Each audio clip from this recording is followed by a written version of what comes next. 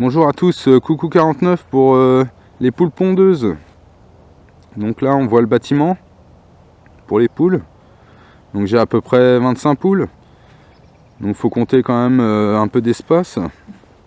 Moi j'ai fait une dalle béton. Donc pour que ça soit plus simple pour ramasser les fientes. Donc je suis sur lit de paille.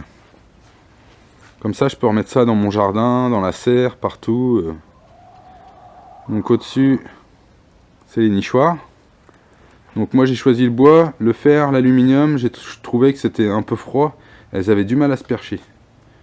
Donc du coup j'avais des vieilles échelles en bois. J'ai coupé. Et voilà. Tout le monde se perche. Des tôles au-dessus. Plus simple. Hein, en plus c'est pas cher et ça recouvre bien. Le reste en bois. La scierie du coin. En Douglas. Et voilà les nids.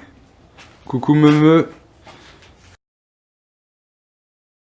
L'armoire, je l'ai un peu transformé, voilà. Faut compter 3 nids pour une quinzaine de poules, donc on va dire allez 3 nids pour une dizaine, donc au moins 10 nids pour une trentaine de poules. Donc voilà, des petites caisses de champignons recyclés pareil, c'est plus simple, hein, dès que c'est sale, vous prenez la caisse, vous videz dans la brouette directement, et puis bah voilà. Un petit chapeau au-dessus pour pas que ça se perche, pas qu'il y ait de fientes. Comme ça là elles ont bien compris qu'elles pouvaient pas, c'était en biais. Donc elles aiment pas trop. Elles se perchent vraiment tout le temps ici le soir. Voilà. Donc là normalement en dessous, voilà. J'ai le petit bac et tout pour qu'elles se fassent sur toilette. Sable et cendre. Le soir, la porte. Comme ça, bah, au moins elles sont protégées du froid. Et puis tout le monde est au chaud. Petite sortie au niveau des nids, ici il y en a une qui veut prendre le chemin le plus court. L'abri à câlin. Câlin. Et où? Ah, il est là.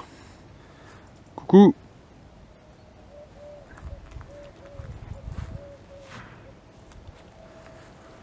Ah, il y a Vanille aussi. La chèvre. Je vous en reparlerai. On fera des petites vidéos vraiment spécifiques. Donc voilà, bah à cette heure-là, on est au mois de janvier, hein, ça commence à rentrer. Hein. Il va être 4h moins le quart, ça va pas tarder. Hein. Donc voilà, tout le monde va aller au chaud. Je vous fais voir un peu derrière, j'ai fait un petit appentis léger, vraiment un petit truc voilà pour protéger. Ah bah il y en a une qui était dans le... Ah voilà. Donc pour protéger l'alimentation, qu'il n'y ait pas d'eau qui rentre dedans. Donc des bidons recyclés avec des petits trous pour pas que la chèvre Vanille vienne piquer du blé parce que c'est pas bon pour elle. Donc voilà, hop. Tout bête, hein. En même temps, pour les souris et tout, ça doit limiter pas mal. Donc les poules, voilà. Donc c'est de la rousse, poule pondeuse. Donc c'est pas la F1, la petite rousse, elle est un tout petit peu plus grosse. Je l'ai pris à un revendeur local de marché, un éleveur hein, qui vend ça. Au printemps, vous les trouvez, vous en trouvez partout sur les marchés.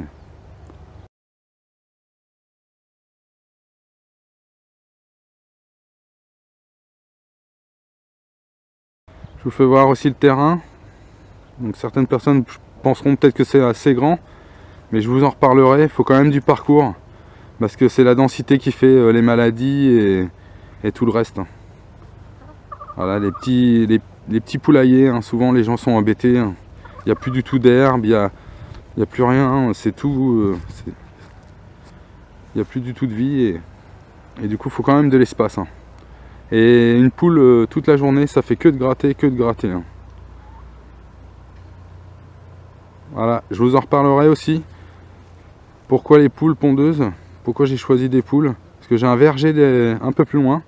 Et en fait c'est super intéressant pour tout ce qui est parasites, Hoplocampe, tout ce qui est Carpocaps. Elle gratte au pied du verger et du coup en fait elle mange les larves. Et vraiment ça limite, ça a vraiment un impact sur les parasites.